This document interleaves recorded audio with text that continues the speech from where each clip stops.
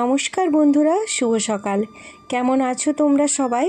আশা করছি সবাই খুব ভালো আছো আর সুস্থ আছো। আমি এবং আমার পরিবারও বেশ ভালো আছি। আমি বনশ্রী, আমার এই ছোট্ট পরিবারে তোমাদের সবাইকে সাথে নিয়ে আজকের দিনটি শুরু করলাম। আশা করছি অন্যান্য দিনের মতোই আজকের দিনটিও তোমাদের খুব ভালো লাগবে আর তোমরা আমার সাথে থাকবে। আমি একজন অতি সাধারণ গৃহবধূ আর আমার কাজকর্মও কিন্তু অতি সাধারণ। আভিজাত্য বা বিলাসিতা করে দেখানোর মতো সত্যিই আমার কাছে কিছু নেই। আমি একজন গ্রামের বধূ আর গ্রামের মেয়ে। তো আমার সংসারে যে সমস্ত কাজকর্ম সেগুলোই তোমাদের সাথে তুলে ধরি তোমাদেরকে ভালো লাগানোর জন্য। তো জানি না কতটা কি ভালো লাগাতে পারি, তবে চেষ্টা করি যাতে তোমাদের ভালো লাগে।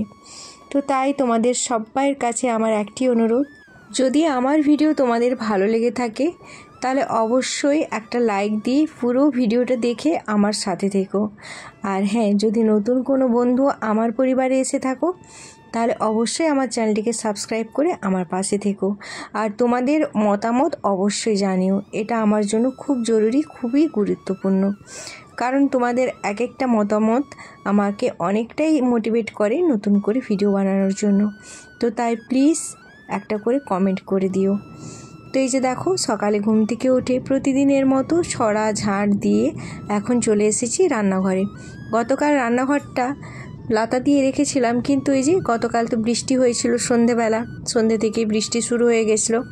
তো সেই জন্য এখানটা তো আর সেইভাবে ঘেরা নেই, তো তাই ওই সাইড থেকে ঝিট কেটে কিন্তু অনেকটাই ভিজে গেছিলো। তো তাই আজকে আবার ঘুরে লাতা দিয়ে দিলাম। গতকাল ছেলে গেছে তার পিসুমণির বাড়ি আর ঘরটা অনেকটাই খালি হয়ে গেছে। তো বাড়িতে থাকলে তো সারাদিন জ্বালাতন, সারাদিন ওর পিছনে বকতে বকতে তো আমার সময় চলে যায়। আবার নেই, সেই জন্য আবার মনটা খারাপ লাগছে। তো যাই হোক, গেছে বড় পিসুমণির বাড়ি, সেখান থেকে আবার যাবে ছোট পিসুমণির বাড়ি। তো ফিরবে প্রায় এক সপ্তাহ পরে। তো এক সপ্তাহ এখন বাবু বাড়িতে থাকবে না। আর এইদিকে দেখো, আমি রান্নাঘরটায় এসে রান্নাঘরের ঝুল ফাঁদগুলো ঝেড়ে নিচ্ছি। তো সপ্তাহে যে কোনো একদিন যদি এই কাজগুলো আমরা করে রাখি তাহলে কিন্তু আমাদের ঘর বাড়ি অনেকটাই পরিষ্কার পরিচ্ছন্ন থাকে, আর অতটা বেশি নোংরাও হয় না আর অতটা বেশি পরিশ্রমও হয় না। তো একটু হালকা হালকা ঝোল ফাঁদগুলো হয়েছিল, তো সেইগুলো এখন ঝাঁটা দিয়ে ঝেঁটিয়ে নিচ্ছি। আমি ওদিকে কাজ করছি দেখে তোমাদের দাদাভাই চা বসিয়ে দিয়েছে। তো ওর তো চা রেডি হয়ে গেছে আর আমি এদিকে বিস্কুটের ডিবা নিয়ে চলে এসেছি। তো সকাল সকাল উঠে এরকম বরের হাতের চা পেলে সত্যি মনটা অনেকটা ভালো হয়ে যায়। তবে তোমাদের দাদাভাই প্রায় এটা করে, মানে চাটা কিন্তু করতে পারে, শুধু ওই রান্নার মধ্যে ওই চা রান্নাটাই করতে পারে, অন্য কিছু আর করতে পারে না। তো যাই হোক, এটাই আমার জন্য অনেক অনেক মানে এটাই আমি মনে করি যে আমার জন্য অনেকটাই। তো এই যে চা এখন রেডি হয়ে গেছে, তো এখন দুজনে মিলে একটু চাটা খেয়ে নিই। কাল বৃষ্টির জন্য রাতে তো কারেন্ট চলে গেছিলো, আর সেই জন্য এই যে রান্নাঘরের কোনো কাজই আমি গুছিয়ে রাখতে পারিনি। আর কালকে তো মানে যতটাই মানে বৃষ্টি হয়েছে আবার ঝড়ও হয়েছিল, তো সেই জন্য এত ধুলো আর এত পাতা রান্নাঘরের মধ্যে ঢুকেছে। তো সেইগুলোই এখন ঝাড় টাড় দিয়ে একদম পরিষ্কার করলাম। আর এই যে আমার হাতে দেখতে পাচ্ছ যে ভাঁড়টা, মাটির ভাঁড়টা, তো এটা হচ্ছে একটা মাটির ভাঁড় ছিল, তো সেটাকে একটু কালার করে পেন্টিং করেছি তো এই জিনিসপত্র রাখার জন্য। তো এটা আমার পুরনো যারা বন্ধু আছো তারা তো জানোই, কিন্তু যারা নতুন বন্ধু আসছো তারা তো জানো না, তো তাদের জন্য এটা বললাম আর কি। এটা নিজে হাতে তৈরি করেছিলাম। তো তোমাদের কেমন লেগেছে অবশ্যই কমেন্ট করে জানিও।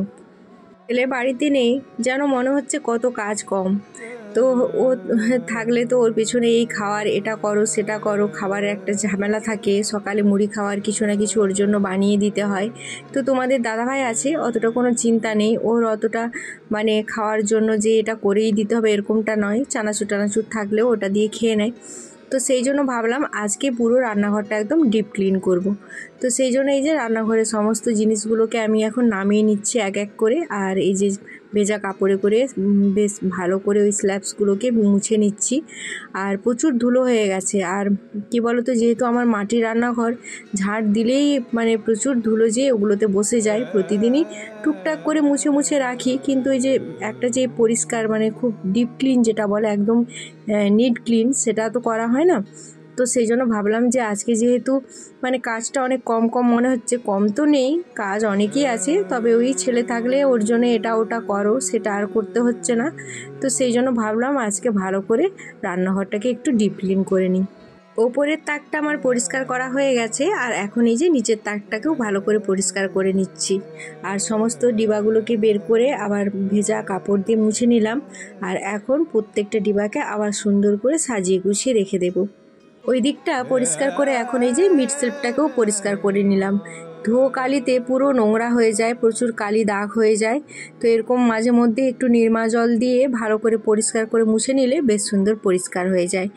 তো এই যে দেখো আমার রান্নাঘর সুন্দর করে সাজানো গুছানো হয়ে গেছে। আর প্রত্যেকটা মশলার কৌটোকে আমি পরিষ্কার নির্মা দিয়ে একদম নির্মা জল দিয়ে ধুয়ে নিয়েছিলাম। তো সব জিনিসগুলোকে একদম সুন্দর করে সাজিয়ে গুছিয়ে এখন রেখে দিলাম। তো তোমাদের কেমন লেগেছে অবশ্যই কমেন্ট করে জানিও।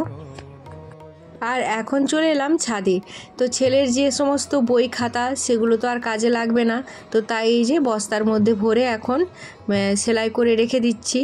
আর এই থেকে একটা কি জিনিস মানে শিক্ষা হলো বলো তো? শিক্ষা নয়, এটা আমরা প্রত্যেকেই জানি, তবু একটা কথা তোমাদের সাথে শেয়ার করি। তো ছেলেকে বলেছিলাম বইগুলোকে গুছিয়ে রাখতে। তো ছেলে বলল, মা আর এই বছর কিন্তু সিলেবাস চেঞ্জ হয়ে যাচ্ছে, আর এই বইগুলো কারো কাজে লাগবে না। তো আমি কখনোই আমার ছেলের বই কখনো কোনো দিনও বিক্রি করিনি। যখন কারো কোনো লাগে প্রয়োজনে তখন আমি তাকে দিয়ে দিই। তো আমাদের পাড়া প্রতিবেশী অনেকেই আছে যারা আমার ছেলের কাছ থেকে বই নিয়ে গিয়ে ওর থেকে যারা মানে নিচুতে পড়তো, হয়তো ওর পরের ক্লাসে পড়ে, তো ওর বইগুলো আমি এরকম করে দিয়ে দিতাম, তো তারা পড়তো। তো এবছরও সেরকমই বলেছিলাম ছেলেকে গুছিয়ে রাখতে, যে যদি কারো লাগে তখন দিয়ে দেওয়া হবে। তো ছেলে বলল যে মা এবছর তো সিলেবাস চেঞ্জ হয়ে যাচ্ছে, আর এই বইগুলো আর কারো কাজেই লাগবে না। তো সেটা থেকে কি মনে হলো জানো তো, বইগুলো তো অনেক দাম দিয়ে কিনেছিলাম।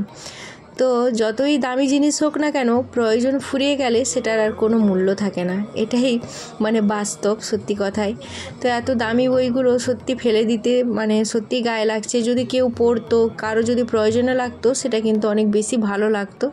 তো যাই হোক, কিছু তো করার নেই। সিলেবাস যখন চেঞ্জ হয়ে যাচ্ছে তখন তো আর ওই বইগুলো কারোরই কোনো রকমভাবে আর প্রয়োজনে লাগবে না। তো তাই যে বস্তা বন্দি করে এখন রেখে দিলাম। তো তোমাদের দাদাভাই আসলে বলবো উপর ছাদে তুলে দিতে। এরকম আরও 2 বস্তা ছেলের কিন্তু বই আছে, সব উপর ছাদে তোলা আছে। ওই ইঁদুরে কেটে খায় আর কি, ওদের খাওয়ার হয়ে যায়। তো তারপর নিজের রুমটাতে চলে এলাম, আর নিজের রুমটাকেও একটু সুন্দর করে গুছিয়ে নিচ্ছি। তো এই টেবিলটাতেই ছিল ছেলের বইগুলো সমস্ত রেখে দিতে এখন যেন টেবিলটা কেমন ফাঁকা ফাঁকা লাগছে। তো ফাঁকা তো থাকবে না, কিছু জিনিস আছে সেগুলো রেখে দেব। টেবিলটা গুছিয়ে নিজের বিছানাটাকেও সুন্দর করে গুছিয়ে নিলাম। আর আজকে কিন্তু বেড কভার, বালিশের কভার সবগুলোই চেঞ্জ করে দিয়েছি। তো এইগুলোকে পরিষ্কার পরিচ্ছন্ন করে আবার দেখো এখানে ড্রেসিং টেবিলটাকেও একটু গুছিয়ে নিচ্ছি। আর কি বলো তো, শ্বশুরবাড়িতে এসে মেয়েদের সবথেকে শান্তির জায়গা হলো 2টো জায়গা। একটা হলো নিজের বেডরুম, আর একটা হলো নিজের ঠাকুরঘর। তো এই 2টো জায়গাই হলো মেয়েদের সবথেকে শান্তির জায়গা। এইখানে কি হয়, আমরা সারাদিন যে সমস্ত কাজকর্ম করি আমাদের ক্লান্ত শরীরটাকে এলিয়ে দিই। সে 10 মিনিটের জন্য হোক, 5 মিনিটের জন্য হোক, আর 1 ঘন্টার জন্য হোক, কিন্তু সেই জায়গাটা যদি পরিষ্কার পরিচ্ছন্ন একটু সাজানো গোছানো থাকে না, তখন তার প্রভাবটা আমাদের মনের মধ্যে পড়ে।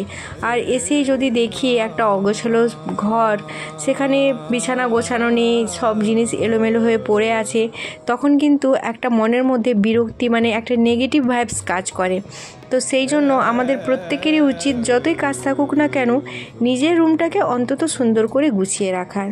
আর বাড়ির মাটির হোক বা পাকার, আর লাক্সারি বাড়ি হোক আর সেই ভাঙাচোরা বাড়ি হোক না কেন, যদি আমরা আমাদের সংসারটাকে ভালোবাসি, আমরা যদি সেটাকে গুছিয়ে রাখতে জানি, তাহলে কিন্তু সেই মাটির বাড়িও কিন্তু সুন্দর করে সাজানো গুছানো রাখতে পারি।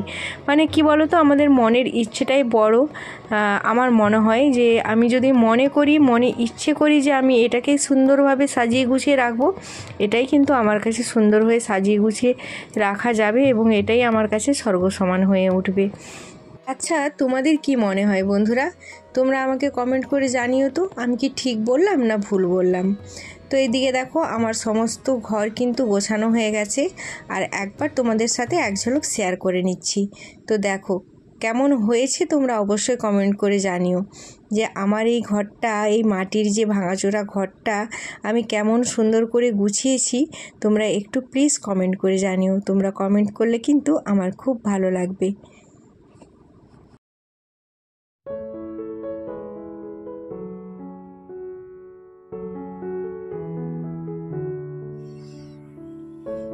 এই দেখো বন্ধুরা, এগুলো কে? আয় আয় আয় আয় আয়। ফিরে এলাম দুপুরে রান্না বান্না নিয়ে। তবে আজকে আর সেরকম বিশেষ কিছু রান্না করছি না, একটু ডাল করব, একটু আলু সেদ্ধ করেছি, আর এই যে লাউ দেখতে পাচ্ছ, লাউটাকে একটু রসুন দিয়ে ভাজা করব। আর মা তুলে নিয়ে এসেছে গিমা শাক, তো ওই গিমা শাকটাকে একটু সেদ্ধ করে পেঁয়াজ লঙ্কা দিয়ে মাখাবো। তোমরা এই গিমা শাকটা কে কে চেনো আমাকে জানিও, কারণ এই শাকটা কিন্তু খেতে একটু তেতো লাগে ঠিকই কথা, কিন্তু বেশ টেস্টি হয়। পেঁয়াজ লঙ্কা দিয়ে গরম ভাতের সাথে মাখালে না ভীষণ ভালো লাগে খেতে। তো এই রান্নাবান্নাই করব, আর বিশেষ কিছু করছি না। তো এই যে চলে এসেছি একদম খাওয়া দাওয়া নিয়ে দুপুরের। তোমাদের দাদাভাইকে দিয়ে দিয়েছি খেতে, আর আমি এখন খাবারটা নিয়ে নিচ্ছি। আর হ্যাঁ, সাথে একটু ডিম ভাজা করেছিলাম, কারণ ডিম ছাড়া তো আমাদের বাড়িতে জানোই তো, মাছ ডিম মাংস এই তিনটার মধ্যে যে কোনো একটা চাই বাবা আর ছেলের। ছেলে নেই তো কি হয়েছে, বাবার চাই। তো সেই জন্য ওর জন্য একটু ডিম ভাজা করলাম, আর সবাই খাবে, আমি কি আর দেখবো, তো আমিও নিয়ে নিয়েছি একটু ডিম ভাজা। তো চলো দুপুরের খাওয়া দাওয়াটা এখন সেরে ফেলি। আজ হঠাৎ করে কর্তাগিন্নি দুজন মিলে এখন বেরিয়ে পড়লাম মেজো পিসি শাশুড়ির বাড়ির উদ্দেশ্যে। ওখানে অনুষ্ঠান হচ্ছে, তাই অনুষ্ঠান দেখতে। তো সেই জন্য আমি তো রেডি হয়ে গেছি, আর এখন তোমাদের দাদাভাই রেডি হচ্ছে। তো চলো আজকের ব্লগটা এখানেই শেষ করছি। আর আজকের ব্লগটা তোমাদের কেমন লাগলো অবশ্যই কমেন্ট করে জানিও। আবার দেখা হচ্ছে আগামী একটি নতুন ব্লগের সাথে। সবাই ভালো থেকো, সুস্থ থেকো, টাটা বাই বাই।